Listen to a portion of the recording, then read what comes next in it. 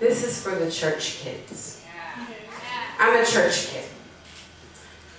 For those of you who were raised in the church and are listening to this poem, you might know what that means, but if you never found Jesus in a room full of 30, 300, 3,000, 30,000, all of them lifting their voices to Amazing Grace, how sweet the sound. Being a church kid meant being afraid. If you've never woken in sweats, sure that the Armageddon has happened and your whole family is gone in the blink of an eye except you, the dirty one, the one who can't stop touching herself, the one who knows not to touch down there, not because it's wrong, but because you don't want them to smell it on you, to smell you on you. Let me tell you what it means to be raised a good girl. It's never luxuriating in the hollows of your own flesh, and not because we obeyed. Oh no, I disobeyed, they disobeyed, we all disobeyed, but good girls didn't get caught, except by God.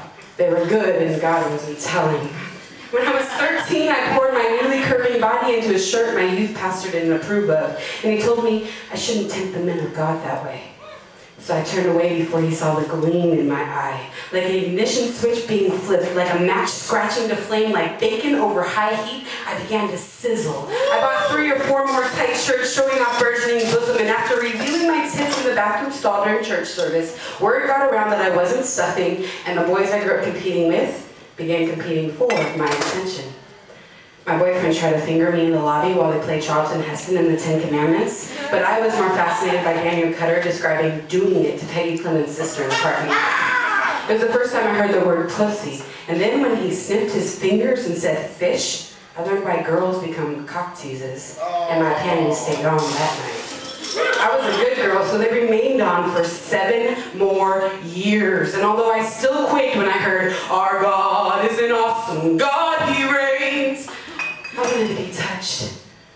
I wanted to be touched. I developed insomnia at sleepovers after one too many friends woke me up to move me away from them. We weren't supposed to touch, and I wanted to be touched like Roxanne, who got kicked out of church after giving a grown man a blowjob, like Pastor Brooks, who left in disgrace after an affair with a married woman in the congregation, like all the church kids, preachers' kids, and missionaries' kids who lose God because they want to be touched.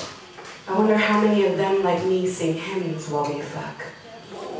There's something about God that leads to sex. And although this is not the story of priests and altar boys or even youth pastors and young girls, it happens. It always happens because you get hard when you feel the Spirit moving. That's why they keep asking if you've been touched by God. Church is submission. You're on your knees, repenting for being such a naughty girl, begging for forgiveness, asking the Holy Spirit to enter you. It's sex substitute. It's sweet and low sex. When it really fools you, it'll make you speak in tongues.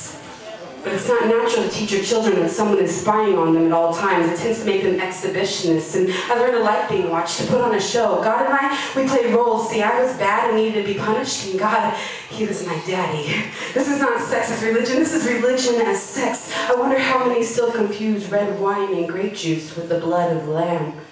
Still confuse flesh and unleavened bread. I bite into the shoulder of my lover, salt on my tongue, and murmur, Christ.